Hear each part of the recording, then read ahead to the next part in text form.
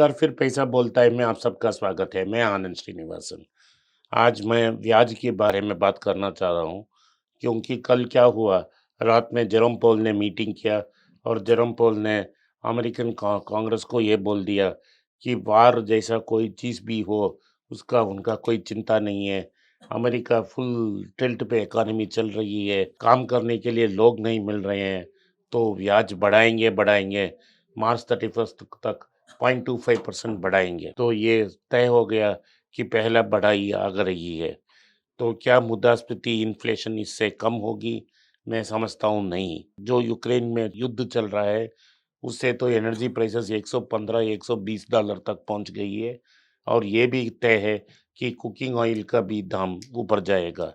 इन सबको नज़र में रखते हुए क्या भारत में भी इन्फ्लेशन आएगा? भारत में ब्याज का क्या रेट होगा? रुपये को क्यों गिर रही है? गवर्नमेंट कितना दिन तक डॉलर बेचते रहेगी? इन सब के बारे में हमसे बात करने के लिए अनीश गुप्ता आज हमारे साथ प्रस्तुत हैं और अमीश गुप्ता से हम ये सब पूछे हैं। ब्याज मार्केट में क्या हो रहा है अनीश जी? आप देखेंगे तो क्या कहते हैं, जो पैसा है वो यूएस का बॉन्ड यील्ड तो कम हो गया है, लेकिन भारत का ब्याज दर या भारत के बॉन्ड यील्ड बढ़ गया है। क्योंकि कितना है भारत का बॉन्ड यील्ड? भारत का बॉन्ड यील्ड 6.83 है और यूएस का 1.75 चला गया है।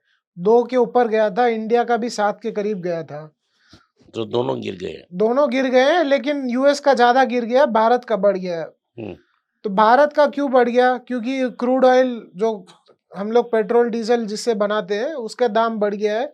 तो लोग सोचते हैं कि भारत को बहुत संकट आएगा, तो इसलिए 6.75 से 6.83 चला गया भारत का बॉन्ड यील्ड। यूएस का बॉन्ड यील्ड क्या हो रहा है? सारा पैसा जो निकल रहा है, लोगों को सेफ्टी, अभी जो युद्ध चल रहा है उसमें सेफ्टी चाहिए, तो सारा पैसा यूएस, ज्यादा से ज्यादा पैसा यूएस ट्रेजरी में जा रहा है।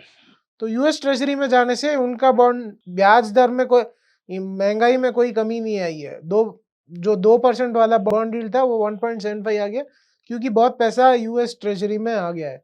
तो ये चल रहा है। लेकिन उसी तरफ रशिया, यूक्रेन, उस तरफ देखेंगे, उधर ब्याज दर है बहुत ऊपर चला गया, रशिया में डबल कर दिया।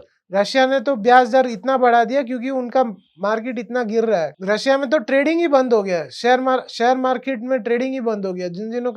जिन्होंने पैसा लगाया रशिया में, उनका पैसा तो अभी फंसा हुआ है, ना वो शेयर बेच सकते हैं, ना पैसा भी निकाल सकते हैं। उन्होंने बैन किया हुआ है ना। हाँ, तो जैसे अगर भारतीय ने कोई रशिया में पैसा लगाया है, तो वो ना बेच सकता है, बेचा तो भी वो पैसा रशिया से इंडिया नहीं ला सकता है। तो ऐसी सिचुएशन है रशिया में। तो मुझे नहीं पता कि क्या रशिया में क्या होने वाला है, क्योंकि अगर ऐसा हुआ, रशिया का जो डिपॉजिटरी रिसीट्स लंदन में ट्रेड होता है, वो सब 70-80% गिर गया है। और मूडीज और फिच ने तो रशियन बॉन्ड को जंग घोषित कर दिया है। अब जब ये खत्म होगा, क्या होगा, रशिया इससे कैसे ट्रांजिशन करेगा, और रशिया में लोग उसको विश्वास करेंगे उसके आने वाले सालों में। जो 30 साल से रशिया ने अपना जोड़ने की कोशिश की अपने आप को ग्लोबल सिस्टम से, अब उसका क्या इम्पैक्ट होगा? क्या लोग, इंटरनेशनल इन्वेस्टर वापस रशिया में पैसा लगा सकेंगे या लगाएंगे? और एक तरफ रशिया का सबसे कीमती चीज है तेल, अभी तेल का फ्यूचर भी नहीं रहा। तो रशिया तो ये पुतिन साहब ने लगता है अपने पैर पे ही कुल्हाड़ी मार ली है। तो आप ये बता रहे हैं कि अमेरिका में इन्फ्लेशन कम नहीं होने वाला है, लेकिन ब्याज गिर रहा है, तो 0.25 बढ़ाने से भी ब्याज ऊपर नहीं जाएगा और डॉलर्स अंदर आएंगे। सो 0.25 करने से भी वो 1.7 से 1.75 से 1.5 ही होगा। नॉन इट वोंट इंक्रीज ना।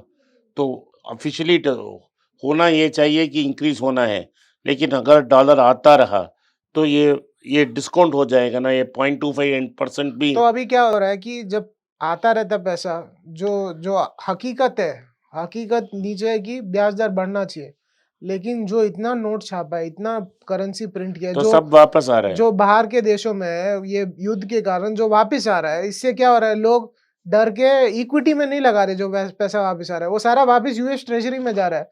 यूएस ट्रेजरी में जाने से और ब्याज बॉन्ड यील्ड कम होगा। लेकिन ये 3-4 महीने में स्टेबलाइज होगा फिर। बट लेकिन 0.25 का कोई असर अभी नहीं होने वाला है। जब इन्फ्लेशन यूएस में 60% है, आप 0.25 बढ़ा के क्या वो तो एक समुंदर में एक बूंद है, वो तो कोई फायदा ही नहीं। आप गरम गरम तवे पे एक बूंद डालेंगे, वो तो भाप बन के तो चले जाएगा। आप अग्री करते हैं कि अगले साल में 4-5 बार इंटरेस्ट रेट हाइक होगा?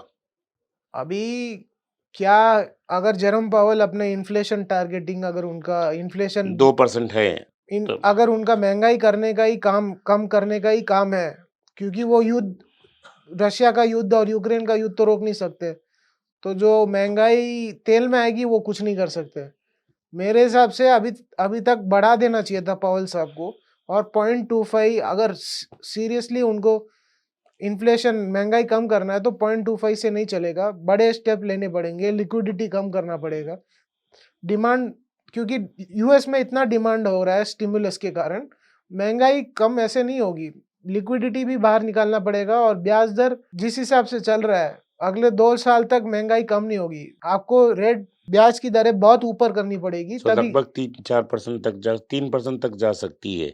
ये बहुत ही एक्स्ट्राऑर्डिनरी सिचुएशन है, जब महंगाई भी है, एक तरफ युद्ध भी चल रहा है एक बड़े कंट्री में, तो क्या 4%? So fed treasury rate finally 3-4 तक पहुंच सकती है? जरूर पहुंच सकती है। तो अगर वो 4% है तो शक्तिकांत दास को क्या करना पड़ेगा? क्या करना मजबूर करेगी मार्केट? और लॉट ऑफ मार्केट्स क्या फोर्स करेगी शक्तिकांत दास को, मजबूर क्या करेगी करने के लिए?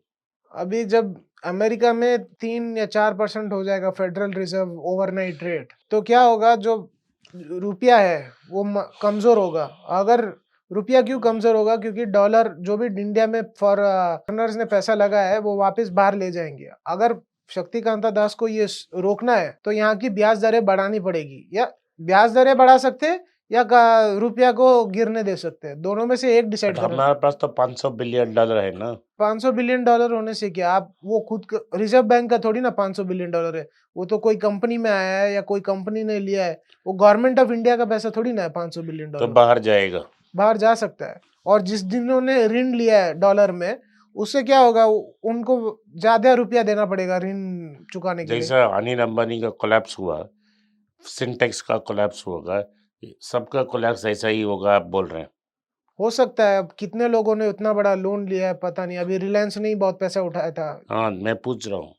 तो हो सकता है, अगर हेज नहीं किया तो हो सकता है, जिसने अगर हेज किया तो जिसने रिलायंस को हेज करके दिया उसको नुकसान हो सकता है। तो ब्याज बढ़ेगा, अमेरिका में भी बढ़ेगा, भारत में भी बढ़ेगा, डिमांड डैम्पन होगा, क्रेडिट नहीं होगा, मार्केट रिसेशन की तरफ जाएगा।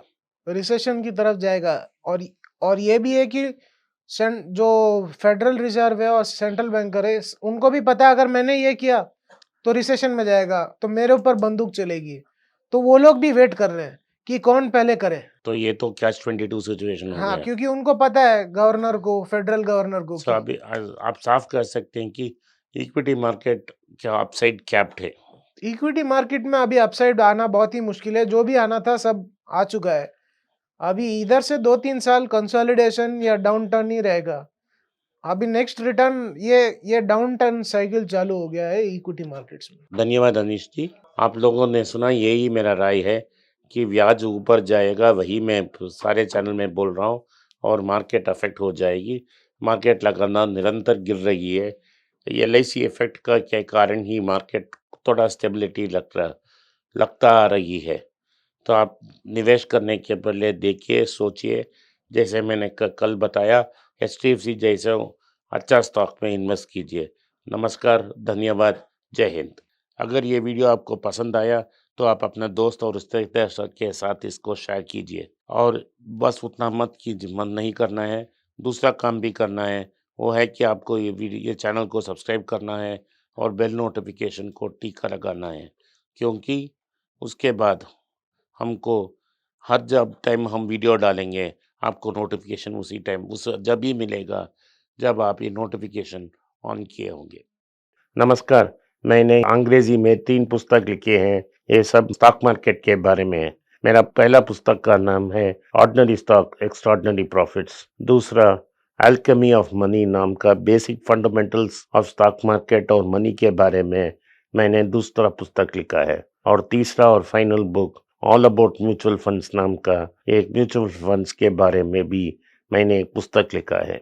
तीनों पुस्तक प्रिंट और किंडल में अवेलेबल हैं। जो किंडल में पढ़ना चाहें तो नीचे हुए लिंक को दबाने से वो सीधा अमेज़न की साइट में जाएगा। जिन को हार्ड कॉपी चाहिए वो नीचे दिए गए व्हाट्सएप नंबर में अपना फ़ोन नंबर और नाम भेजें तो हमारा टीम उनसे कांटेक्ट करेगा। धन्यवाद, नमस्कार, जय हिंद।